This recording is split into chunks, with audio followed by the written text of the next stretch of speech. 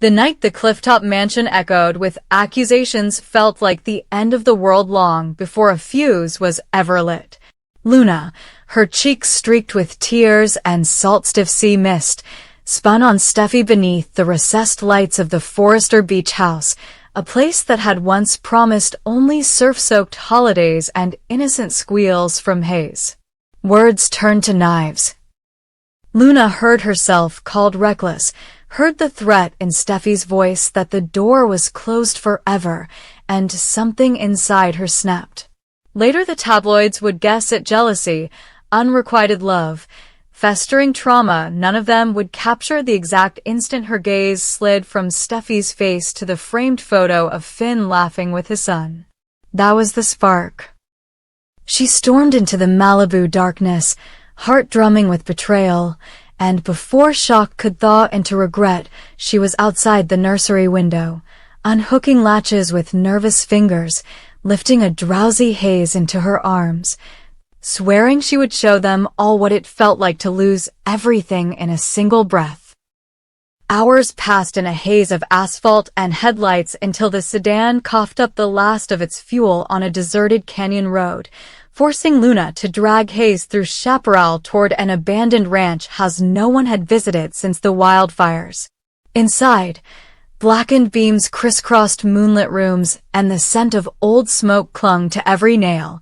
It was here that Luna, with the frantic ingenuity of a cornered mind, strapped a makeshift explosive vest. Salvaged fertilizer, stripped wire, a flick knife trigger, around the tiny torso of the boy who kept whimpering for his mother. Back at the Cliff House, Steffi discovered the empty crib and unleashed a scream that seemed to buckle the glass in its panes. Finn, still half-dressed in scrubs, dropped his stethoscope and tore down the drive before police procedure or common sense could pen him in. Through 12 straight hours he combed every crest and cul-de-sac, interrogated traffic cameras, shouted Hayes's name into chapels of thorn scrub, until a lone gas station clerk remembered a woman matching Luna's description buying cheap batteries and string. Following the service road, Finn found the lifeless sedan, followed baby sock prints and stumbling adult tracks across brittle grass until the ranch house rose from the earth like a scab. He entered low, flashlight beams skimming termite-gnawed floorboards, and his lungs froze when it caught Hayes' hands bound with speaker wire, cheeks blotched with fear, and the improvised bomb blinking on his chest like a demon's heartbeat. Training kicked in. Clear the area, call for bomb squad, secure the perimeter. But fatherly instinct overrode every protocol. Finn knelt, voice a shaky hush, distracting Hayes with a story about moon rockets while his fingers explored the tangle of wires.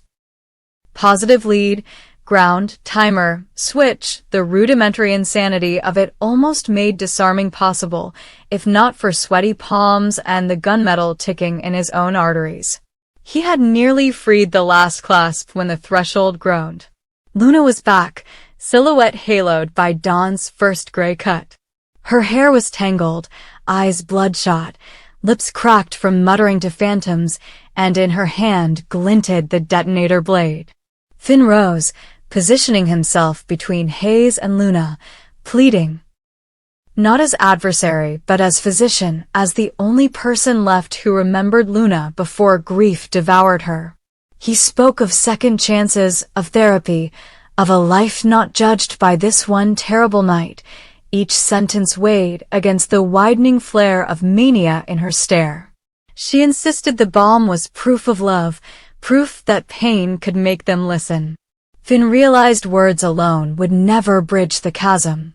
He feinted left, snagged Luna's wrist, wrenched the detonator free. Its brittle plastic cracked, arming the device with a savage chirp that ricocheted through the rafters. There was no time for finesse. In a single heaving motion he grabbed Hayes, sprinted to an old meat locker half buried under fallen beams, and tucked the child inside behind a shield of rust-flaked steel. "Stay small, stay quiet. Daddy loves you," he whispered, pressing a frantic kiss to the boy's forehead. Hayes squeezed his eyes shut. Finn swung the locker door until hinges screeched and latched it. Outside, Luna charged, fingernails drawing crimson crescents down his forearms as she tried to claw past. Finn dragged her into the adjacent stable, where firelight from shattered lanterns flickered across dusty horse stalls. The bombs blinking mirrored the frantic quaver of a dying star.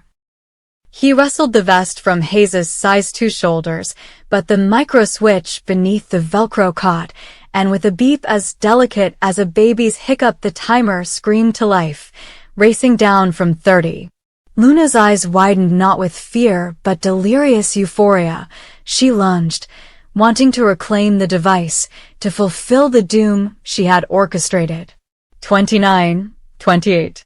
Finn wrapped the bomb against his own torso, cinching straps with surgeon's knots. 27, 26.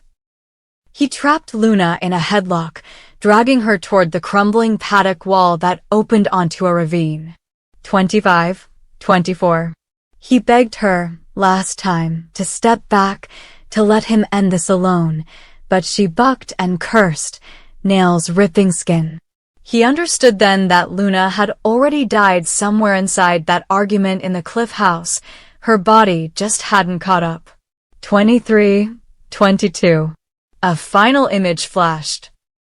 Steffi's smile on their wedding day, the salt taste of her tears when Hayes was born, promises whispered under sterile hospital halogens. 21, 20. He tightened his grip, whispered an apology she would never comprehend, and flung them both through the splintered boards. The fall lasted the stretch of a heartbeat, moon and sky twirling into a whirlpool of vertigo, then the canyon swallowed them whole. An eruption of white-hot sound tore through rock strata, sending fireflies of shrapnel spraying into sagebrush, rattling distant window panes. Shockwave rolled back through the ranch house, making the lockers clang and rafters sway, yet Hayes remained unscathed within his cold metal cocoon. When deputies arrived an hour later, guided by a still hysterical Steffi and triangulated phone pings, they found smoldering planks, the scorched imprint of 2 interlocked bodies at the crater's lip, and a little boy curled in a locker singing himself the lullaby his father always hummed on night shifts. At St. Vincent's Trauma Center, they confirmed Hayes had no more than bruises, but Finn's absence settled over the operating theater like lead. Steffi cradled her son in a waiting room chair that felt too big without Finn's coat draped over it. Every beep of machinery mocked her loss. Reporters camped on sidewalks, hashtags erupted, tributes flowed from Forrester models, Spencer rivals, even estranged Logans, sworn enemies pausing their feuds in digital vigil. Yet grief is a solitary maze. In the days that followed, Steffi wandered their silent home, hearing phantom laughter from shower tiles, feeling for the weight of Finn's hand at 3 a.m. when nightmares jolted her awake. She washed smoke-tinged clothes that would never be worn again, tucked Hayes' stuffed giraffe under her arm as she stared at the ocean Finn once called our forever view, and realized eternity could shatter in a single reckless moment. The memorial drew a crowd large enough to close Pacific Coast Highway. Ridge spoke, choking on pride and sorrow. Sheila, heavily guarded, wept in the back row, mourning the son she had only begun to know.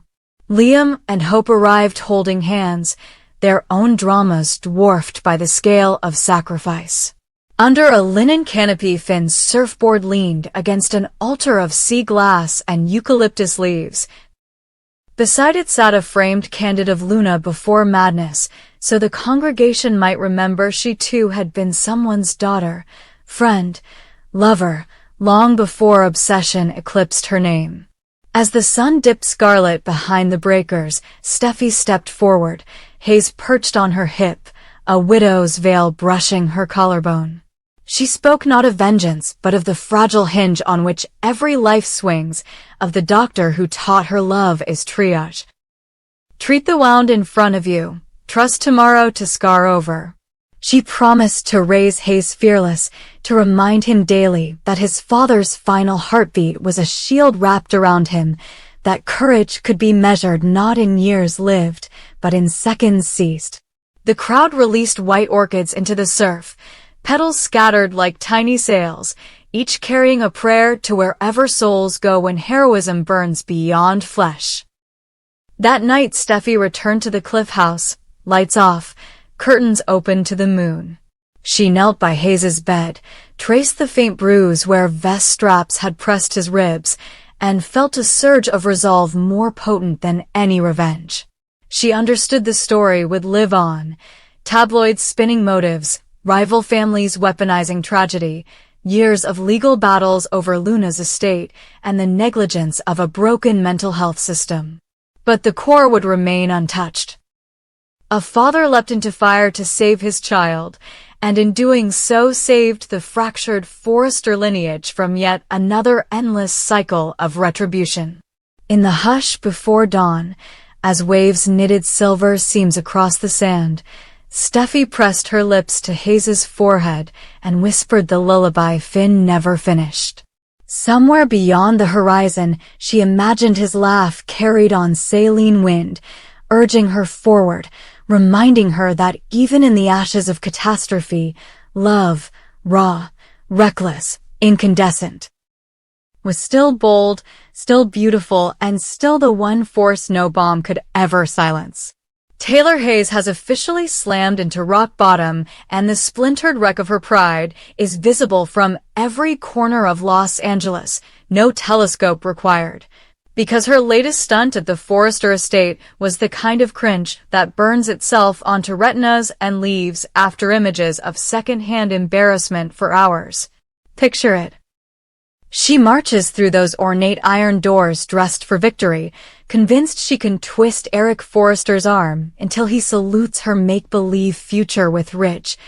Never mind that Eric has been Team Brooke since shoulder pads were a thing and shows no intention of switching jerseys now. She tries anyway, unloading a rambling pitch about destiny and family and what's best for Ridge, practically begging for an endorsement. And Eric just watches with the steady patience of a man who's spent decades spotting grifters and guilt trips across boardroom tables. He listens, then peels back every layer of her ploy with one brutally calm sentence after another. It's not anger, it's clinical, and that hurts more.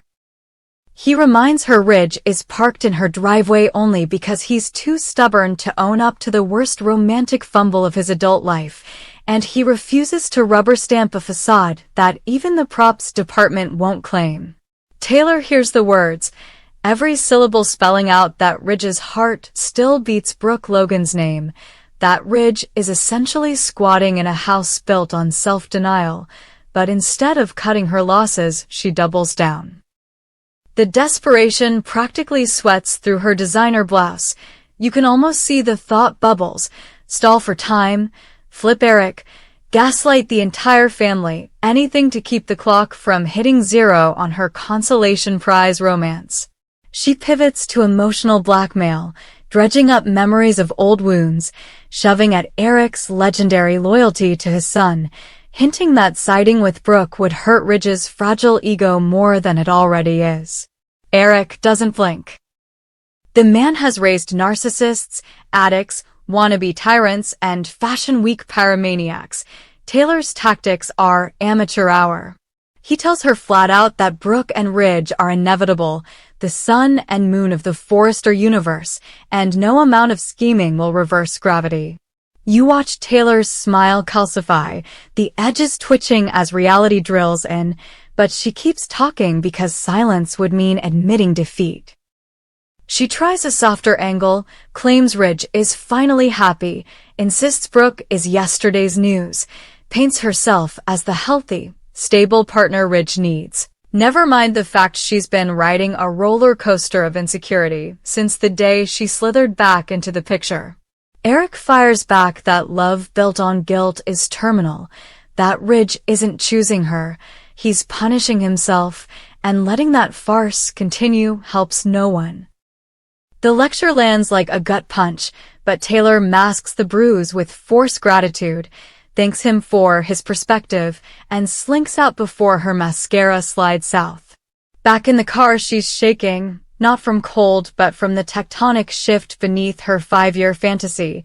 Yet instead of reassessing, she pulls out her phone and scrolls for new pressure points. Maybe Thomas, maybe Steffi, maybe a quickie Vegas chapel if she can drag Ridge across the state line before dawn. Meanwhile, Ridge is blissfully unaware he's the grand prize in Taylor's hostage negotiation, wandering around like a man in an emotional fog, still nursing the ego bruise that followed his last breakup with Brooke, but too proud to admit he wants her back.